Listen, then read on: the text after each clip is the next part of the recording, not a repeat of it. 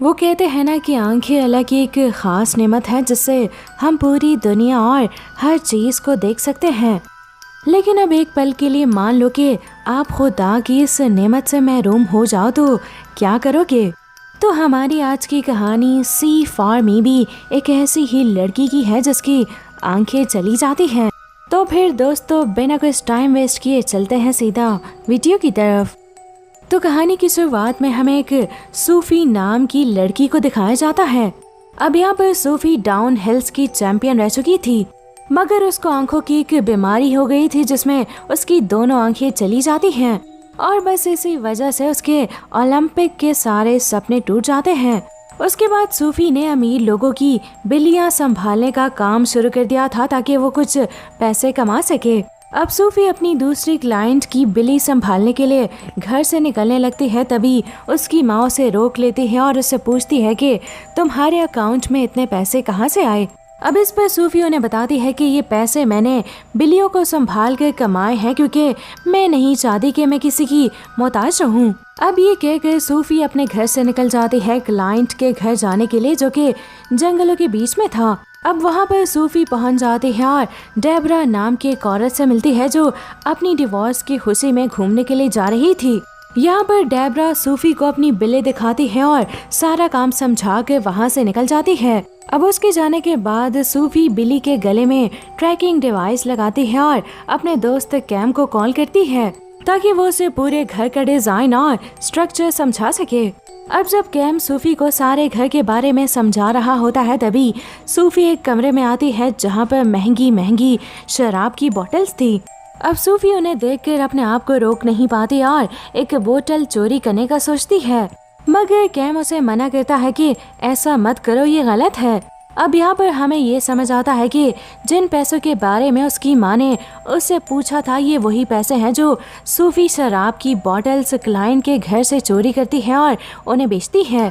फिर जब सूफी कमरे में बैठी हुई थी तो उससे उसकी माँ की बात याद आती है जिसमें वो उसे ये कह रही थी कि सी फॉर मी ऐप डाउनलोड करो जिसमें वो ब्लाइंड लोगों को ऐसे इंस्ट्रक्टर से मिलवाते हैं जो कि देख सकते हैं। लेकिन सूफी इस बात पर ज्यादा ध्यान नहीं देती और बाहर सिगरेट पीने के लिए जाती है, मगर यहाँ पर वो गलती से खुद को बाहर लॉक कर लेती है। इसी वजह से उसे वो ऐप डाउनलोड करनी पड़ जाती है।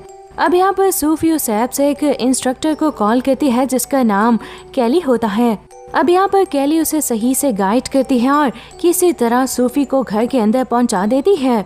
अब इससे सूफी बहुत खुश हो जाती है और कैली का नंबर अपने पास सेव कर लेती है। फिर जब रात में सूफी सो रही होती है तो कुछ चोर घर के अंदर आते हैं और डेबरा की कीमती चीजों की तरफ बढ़ने लगते हैं। अब पहले वो एक पेंटिंग को हटाते हैं जिसके पीछे एक खुफिया लॉकर था और उसमें $7 मिलियन थे।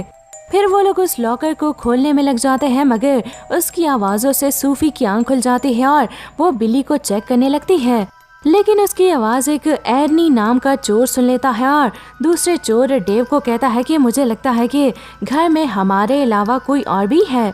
फिर एर्नी डेव से कहता है कि तुम लॉकर खोलो, मैं उस इंसान को ढूंढता हूँ।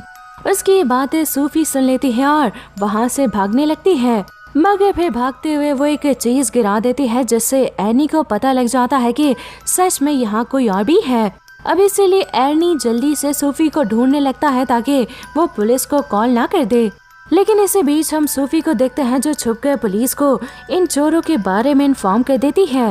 लेकिन घर दूर होने की वजह से उन्हें यहाँ आने में टाइम लगता है, इसलिए घबराकर सूफी कैली को कॉल कर देती है। अब कैली सूफी को कहती है कि तुम जहाँ पर भी हो वहीं रहो, मगर सूफी उसकी बात नहीं सुनती और इधर उधर भागने लगती है ताकि वो घर से बाहर निकल सके। लेकिन कैली उसे समझाती है और फिर खुद गाइड करती है जिस वजह से सूफी मेन डोर तक पहुँचने में कामयाब हो जाती है, मगर उसका सामना वहाँ खड़े तीसरे चोर ऑटिस से हो जाता है जो तब से बाहर खड़ा हुआ था। अब यहाँ पर ऑटिस सूफी को पकड़ लेता है और कैली की कॉल काट कर सूफी को अपने साथियों के पास लेकर आता है। फिर जब वो लोग उसका मोबाइल चेक करते हैं तो उन्हें पता लगता है कि उसने पुलिस में उनकी कंप्लेन कर दी है। अब इसीलिए एर्नी अपने बॉस को कॉल करता है और उसे बताता है कि हमें एक लड़की मिली है जिसने पुलिस को कॉल कर दी थी पर वो देख नहीं सकती। ये सुन के उसका बॉस उन्हें कहता है कि उसे छोड़ दो, वो हमारे लिए इतना बड़ा मसला नहीं है, जल्दी से लॉकर खोलो क्योंकि पुलिस को आने में अब कम वक्त है। लेकिन तभी सूफी कहती है कि मैं तुम लोगों की मदद कर सकती हूँ, पर इसके लिए तुम्हें मुझे भी कुछ पैसे देने होंगे। अब उसकी बात सुन के वो लोग मान जाते हैं और पूरे घर की लाइट बंद करके पुलिस के आने का वेट करते हैं। फिर जब एक पुलिस वाली उसके घर आती है तो सूफी उसे कहती है कि वो एक फेक कॉल थी, यहाँ पर ऐसा कुछ भी नहीं हुआ। लेकिन वो पुलिस वाली घर में इधर उधर देखने लगती है मगर उसे कोई सुराग नहीं मिलता, इसलिए वो वहाँ से जाने लगती है। पर तभी उसके पास एक कॉल आती है कि एक कैली नाम की लड़की ने भी इसी घर के बारे में खबर दी है कि वहाँ पर चोरी हो रही है। लेकिन तभी एर्नी पीछे से आकर उस पुलिस वाली को जान से मार देता है। ये देखकर सूफी डर कर वहाँ से भाग जाती है। उसके बाद सूफी छुपकर कैली को कॉल करती है और कैली उसे एक गन तक पहुँचा देती है। लेकिन तभी वहाँ पर एर्नी आ जाता है और फिर कैली निशाना लगाने में सूफी की मदद करती है और सूफी एर्नी को शूट करके जान से ही मार डालती है। अब गोली की आवाज़ सुन के ओटिस भी वहाँ पर आ जाता है, लेकिन तभी नेट के सिग्नल्स खराब हो जाते हैं और कैली की कॉल कट हो जाती है, जिसकी वजह से सूफी ओटिस को निशाना नहीं लगा पाती और उन दोनों में लड़ाई होने लगती है। लेकिन तभी कैली की फिर से कॉल आ जाती है और उसकी मदद से सूफी ओटिस को भी जान से मार डालती है। अब बस एक चोर डेव बचा होता है और फिर कैली सूफी को डेव तक लेकर जाती है, पर अब सूफी के मोबाइल में बस 5% चार्जिंग होती है। अब इसीलिए सूफी जल्दी से डेव तक पहुंच जाती है और पहला शूट करती है मगर वो मिस हो जाता है और तभी कैली की भी कॉल कट हो जाती है। अब सूफी डेव पर निशाना बनाए रखती है और उसे कहती है कि पुलिस के आने तक यहीं रहो, मगर डेव छुपकर कुछ पैसे चुराता है और आहिस्ता आहिस्ता वहाँ से भागने लगता है। अब उसके हिलने की आवाज़ सूफी सुन लेती है और उसे कहती है कि अपनी जगह से मत हिलो वरना मैं तुम्हें शूट कर दूंगी। लेकिन डेव उसकी बात नहीं सुनता, इसलिए मजबूरन सूफी को उसे शूट करना पड़ जाता है। अब सारे चोरों को मारने के बाद सूफी रिलैक्स होती है मगर तभी गेट खुलता है और चोरों का बॉस राइको अंदर आता है। अब असल में दोस्तों राइको ही डेब्रा का एक्स हस्बैंड था और उसी ने इन चोरों को भेजा था ताकि वो अपने पैसे डेब्रा से वापस ले सके। वो सूफी को ये भी बताता है कि डेब्रा को नहीं पता था कि ये पैसे घर में ही हैं, छुपे हुए हैं। अब राइको ये बातें कर ही रहा था कि तभी मौका देकर सूफी वहाँ से भागती है, पर राइको उस पर गोली चला देता है जो कि जाकर डायरेक्टली सूफी के पैर में लगती है। मगर सूफी किसी तरह राइको से छुप जाती है और तभी उसे एर्नी का मोबाइल मिलता है। फिर वो एर्नी के मोबाइल से राइको को कॉल करती है और कॉल की आवाज़ सुनकर वो निशाना लगाती है और राइको भी बहुत जख्मी हो जाता है। लेकिन फिर भी राइको हार नहीं मानता और सूफी पर खतरनाक हमला करता है। मगर तभी सूफी के हाथ पे कांच का टुकड़ा लगता है और सूफी उसे राइको को जान से मार देती है और वो वहीं लेट जाती है।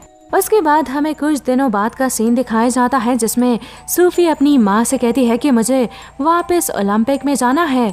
अब ये सुनकर उसकी माँ खुश तो होती है मगर वो उसे कहती है कि ट्रेनिंग के लिए इतने पैसे कहाँ से आएंगे।